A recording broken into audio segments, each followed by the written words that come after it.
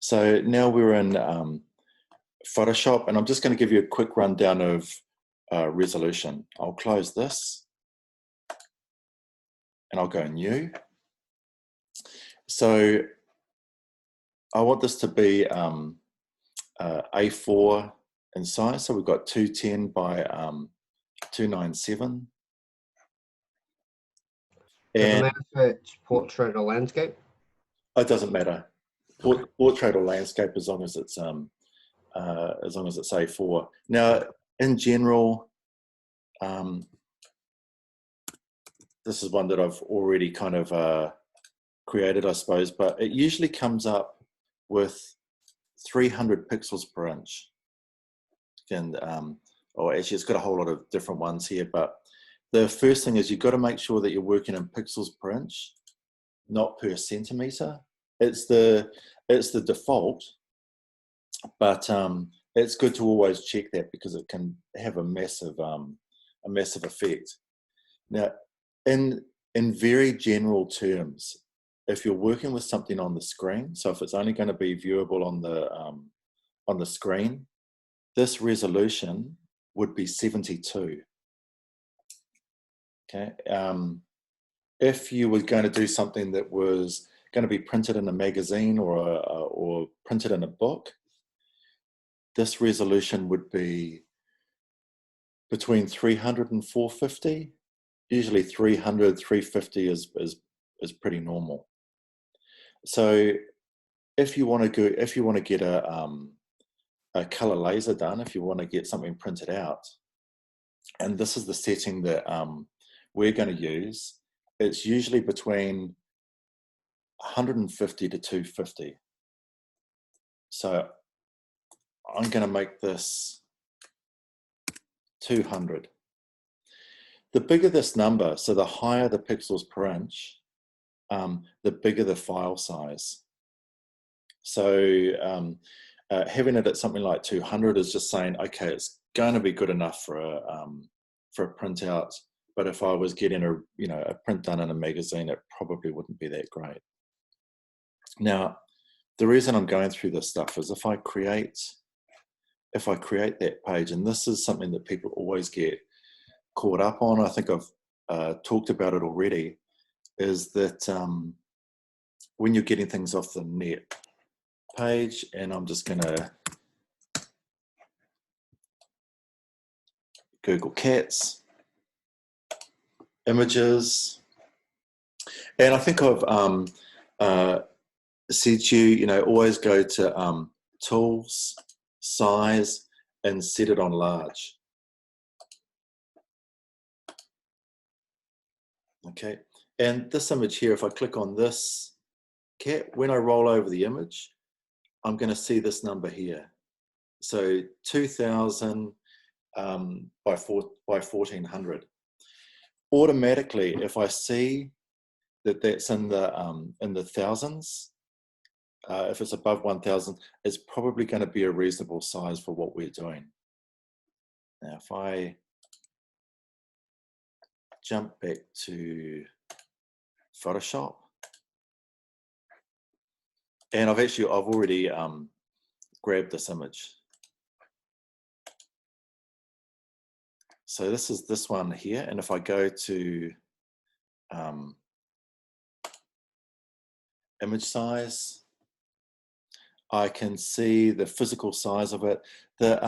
This one here also has a resolution of 300. It's a bit weird. The screen resolution off the net is 72, but because the internet's so powerful now, you can end up with people chucking on images that are the wrong resolution, but it changes the size.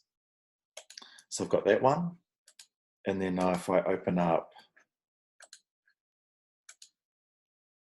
this image, this one's 72, but it's exactly the same physical size. So the same physical size as the other image, but the only thing that's different is the resolution.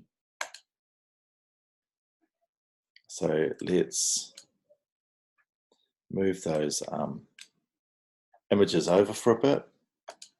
So here's my file here. So as soon as I grab anything and drag it over, it is going to change to the 200 pixels per image, whatever the images I'm dropping. So this one here that was 72, it said the physical size was about 17 centimeters or something. So it's becoming even smaller.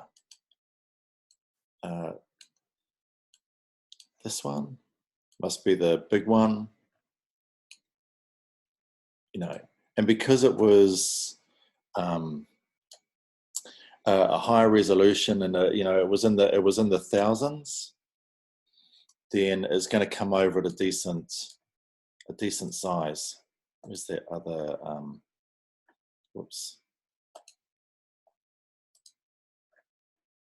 So I'm just going to open up that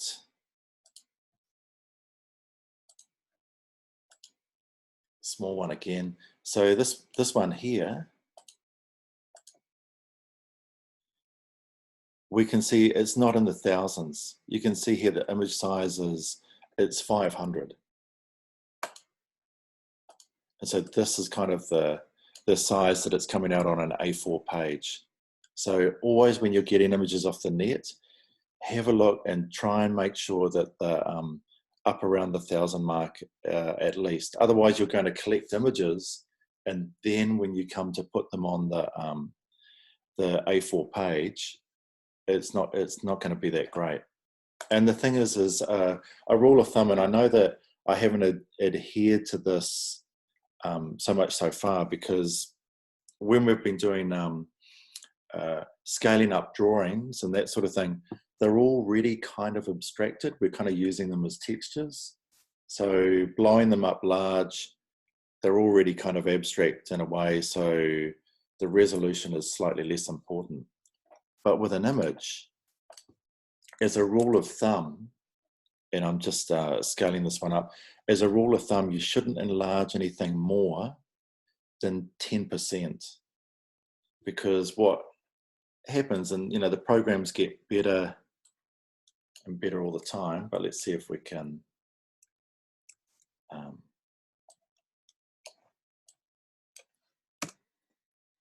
show an example here, and I'll just get rid of that other one.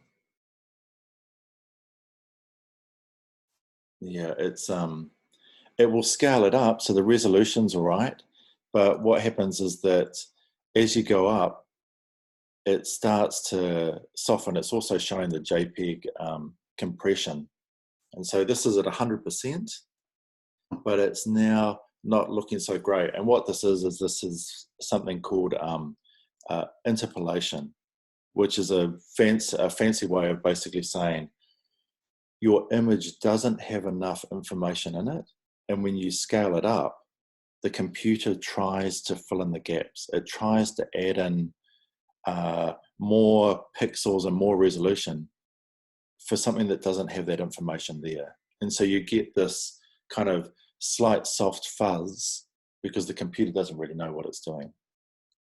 And actually there are some really interesting things happening now with AI technology, where programs are getting a lot more sophisticated with filling in the gaps. But with Photoshop at the moment, if you scale things too much, it's degrading the image because the computer just can't, or the program just can't fill in the gaps. So if you want to check this, the easiest thing to do is to make an A4 page that you have in Photoshop at 200 pixels per image, and just when you find an image on the net, just chuck it on that page and see what it scales to, and then you're automatically going to know whether it's usable or not.